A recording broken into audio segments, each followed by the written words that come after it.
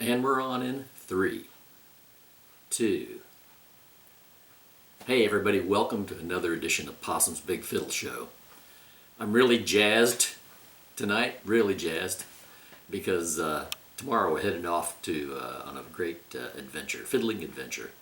We're going off to Scotland, and then we're taking an overnight ferry to the Shetland Islands and going to the Shetland Fiddle and Accordion Festival. Man, is that going to be awesome. Now, you know the Shetland Islands, a lot of people don't know where they are. I've been surprised as I've been mentioning to folks that we're planning to go, and it's interesting people don't realize where they are. They haven't been studying their geography, as we say in the song Kentucky. So you got to study your geography to know where the Shetland Islands are. They're up in the North Atlantic. Kind of, if you drew a triangle with kind of Aberdeen, Scotland on the east coast of Britain there, and somewhere in Norway, you kind of made a triangle. Up there at the top of that triangle would be the Shetland Islands. It's an archipelago. You know, now an archipelago, that's a group of islands like Hawaii, for instance, for the American listeners. Hawaii is an archipelago. The Florida Keys, that's an archipelago. The Aleutians up there in Alaska, that's an archipelago as well. But the Shetland Islands are part of Scotland. Now, they used to apparently be part of Norway, but way back yonder in the 1400s, or back in the day, as people like to say nowadays, the King of Norway was interested in wedding his daughter to the King of Scotland, James III. And apparently he couldn't come up with the dough to seal the deal, so he threw the Shetland Islands in on top to make the deal happen. So that's how the Shetland Islands became part of Scotland. That's the short version, I assume.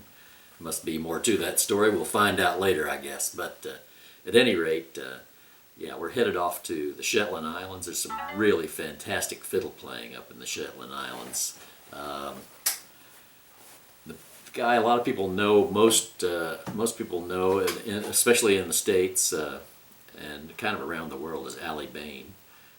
Probably the greatest exponent of the Shetland and Scottish fiddling around.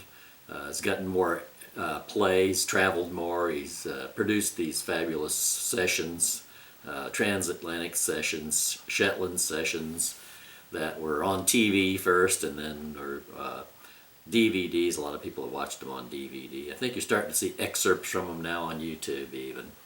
But Bane, you know, if you've heard his kind of playing, he had a collaboration with a guy named Tom Anderson, an older fella, and this was the resulting recording. It was originally an LP.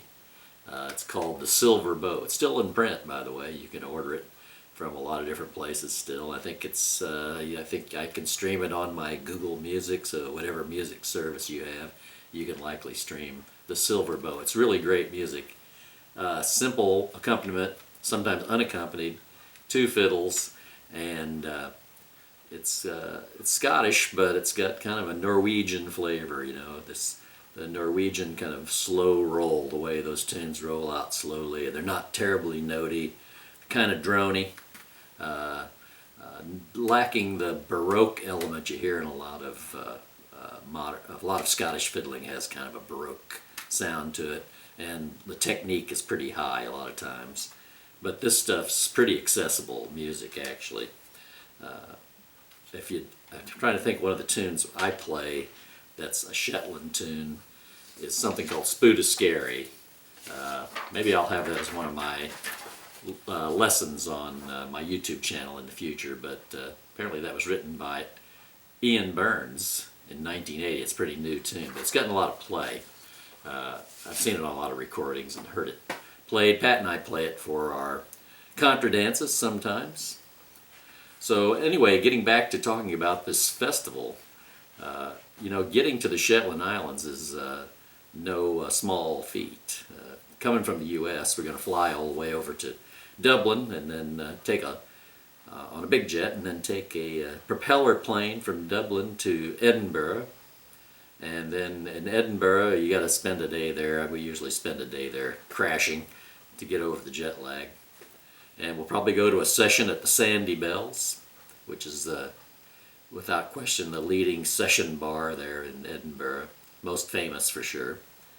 Then on the next day we'll take the train, ScotRail, up to Aberdeen and hang out for a couple hours before the ferry leaves. It's an overnight ferry, takes 12 to 13 hours. And you arrive the next morning in Lerwick Harbour. Lerwick's the biggest town in Shetland. Shetland Islands only has about 28,000 people as the total population.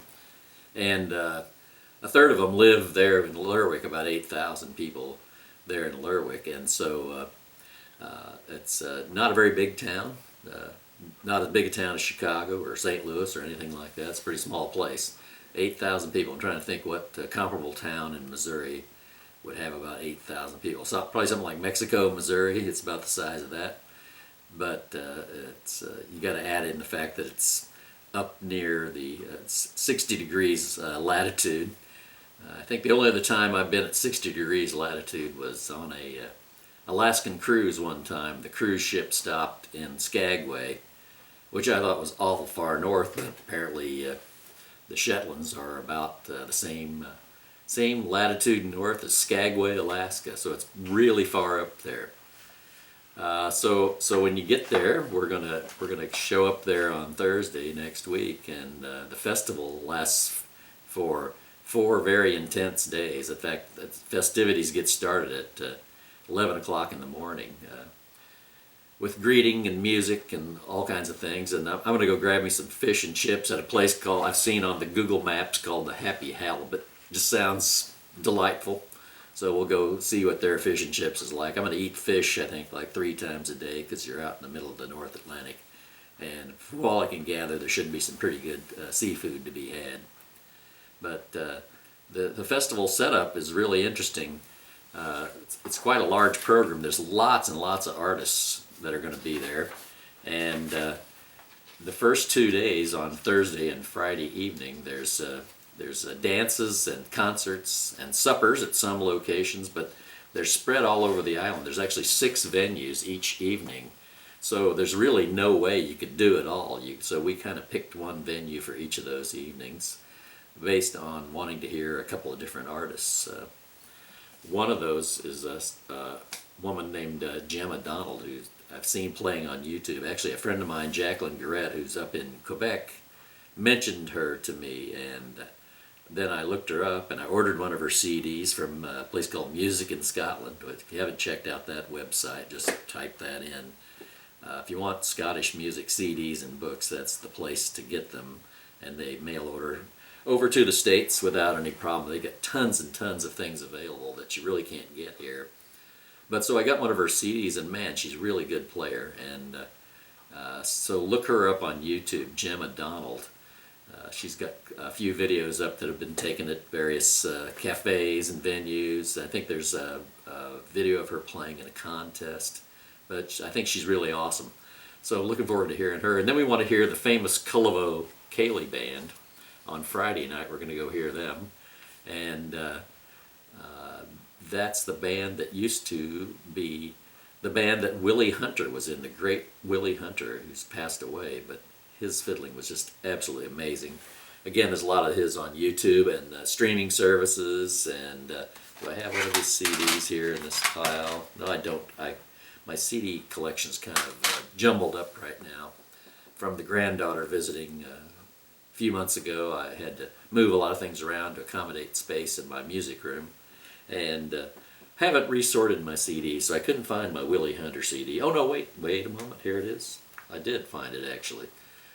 This is the Cullevo Ceilidh Band, a Cullevo band with Willie Hunter playing fiddle. It's really amazing music, and the other reason we want to hear the Cullevo band is the accordionist is a guy named Ivor Scully, and our friend Calvin Volrath wrote a really great jig, I guess in his honor. Doubt if there's more than one Ivor Scully floating around that's in the music world, and it's a really cool jig.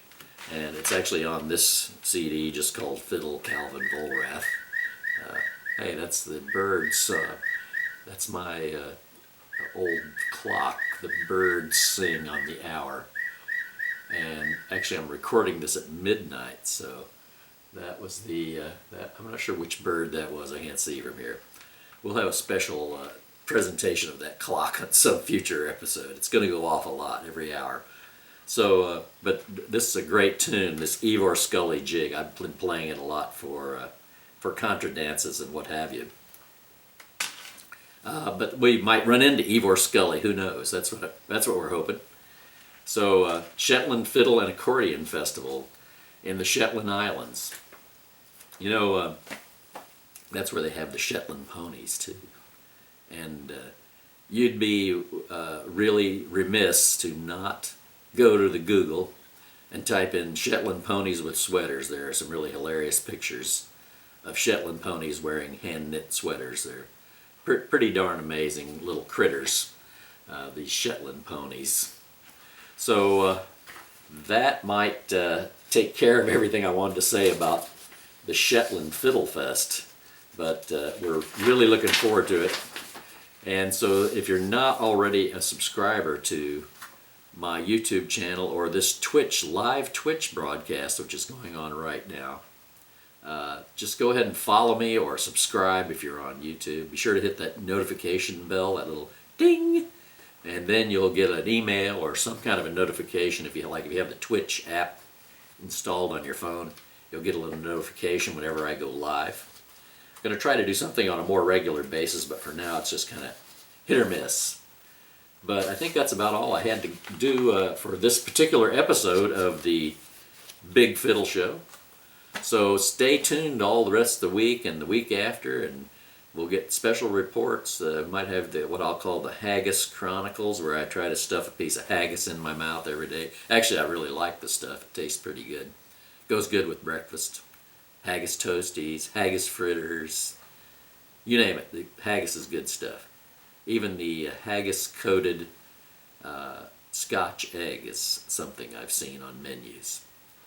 Not to mention Balmoral chicken, which is a chicken breast sliced, stuffed with haggis, put in the broiler. They put a piece of rasher bacon around it too. They put it in the broiler, cook it up nice.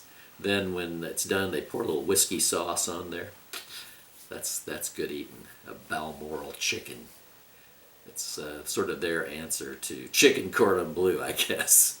But so that's it for the program today. If you want to send me a message, it's bigfiddleshow@gmail.com. And you can also subscribe to my blog. I've got a blog post about today's program at blog.charliewalden.com. So that's it, folks. Thanks, and thanks for listening. Bye-bye.